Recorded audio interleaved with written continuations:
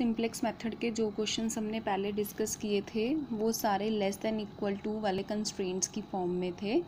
तो इस केस में हम स्लैक वेरिएबल्स ऐड करते थे और स्लैक वेरिएबल्स का जो कॉस्ट कोफिशिएंट होता था वो 0 होता था। बट अगर हमारे पास equations greater than equal to type और इक्वल टू टाइप की हों तो हम वेरिएबल जो हैं स्लैक नहीं ऐड करते, सरप्लस और आर्टिफिशियल ऐड करते हैं। सरप्लस वेरिएबल इसको बैलेंस करने के लिए, इक्वलिटी में लाने के लिए ऐड किया जाता है और फिर जब सब्ट्रैक्ट किया जाता है, जब ये इक्वलिटी बन जाती है तो 1 लाने के लिए फिर आर्टिफिशियल वेरिएबल ऐड किया जाता है। अब जो हमारा सरप्लस वेरिएबल है इसका कॉस्ट कोफिशिएंट 0 होता है और जो आर्टिफिशियल वेरिएबल है इसका कॉस्ट कोफिशिएंट -m होता है in case of maximization problem, +m होता है in case of minimization problem where m is very large. अब हम क्वेश्चन को डिस्कस करते हैं।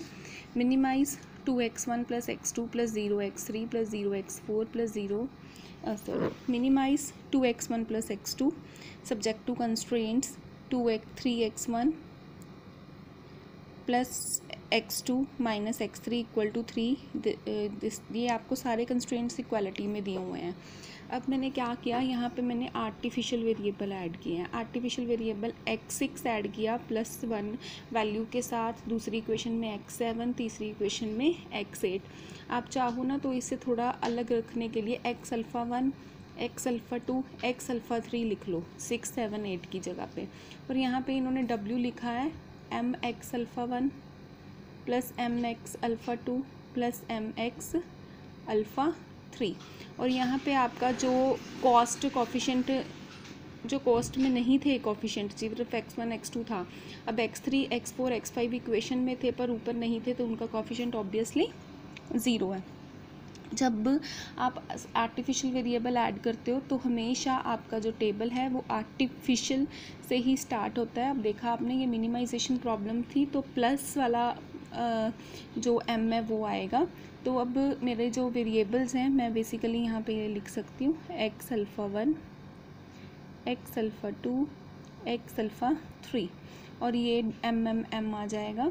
उसके बाद में आपने क्या करना है, उसके बाद में आपने सारी प्रोसीजर वैसे ही करनी है। अब आपकी बुक में ना ZJ - CJ कैलकुलेट कर रहे हैं इंस्टेड ऑफ CJ - ZJ।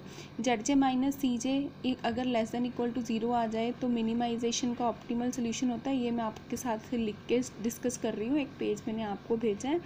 और अगर किसी के लिए ग्रेटर देन 0 आ जाए तो उसको अंदर भेजना होता है, ये मिनिमाइजेशन के लिए होता है। मतलब जो आप CJ - ZJ के साथ करते हो उसका नेगेटिव हो जाता है। अब इन्होंने सोल्यूशन निकाल लिया, z की वैल्यू निकाल ली। अब हमने देखा कि जो मेरा Z1 - C1 है वो 8w - 2 आ रहा है। दिस इज़ पॉजिटिव ना, 8w - 2 आ रहा है, पॉजिटिव है। और उसके बाद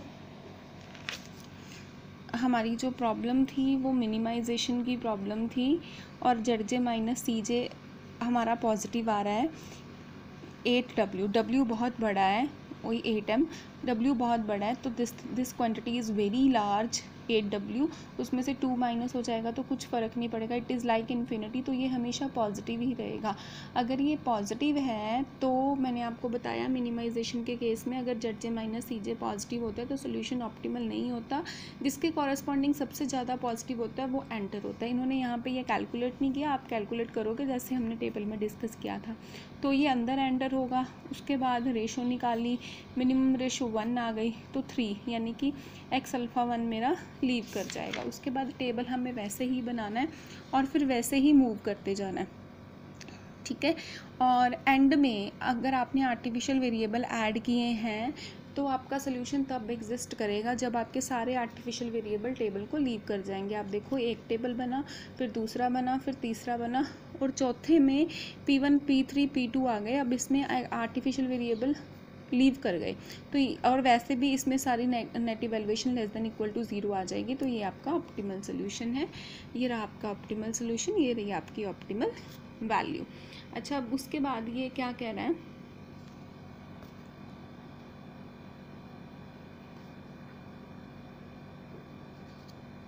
अच्छा नहीं, यहाँ पे ये टेबल आया आपका फाइनल टेबल, ठीक है। अब आप ये क्वेश्चन ट्राई करोगे। उसके बाद फिर ये वाला question, same question, artificial variable आप ऐड करोगे, x1 + 2x1 + 3x3 + x alpha 1 = 15, 2x1 + x2 + 5x3 + x alpha 2 = 20, x1 + 2x2 + x3 + x4 + x alpha 3 = 10। और आपका ऑब्जेक्टिव फंक्शन बन जाएगा x1 + 2x1 + 3x3 - x4, अब क्योंकि मैक्सिमाइजेशन की प्रॉब्लम है, -mx alpha 1 - mx alpha 2 - mx alpha 3। ठीक है, और इन्होंने मिनिमाइजेशन में कन्वर्ट करके किया है बेटा, आप मिनिमाइजेशन में कन्वर्ट नहीं करोगे, मैक्सिमाइजेशन के साथ ही क्वेश्चन करोगे, मैक्सिमाइजेशन के साथ ही टेबल बनाओगे और फिर आंसर आपका सेम आएगा। ठीक है गर्ल्स, थैंक यू।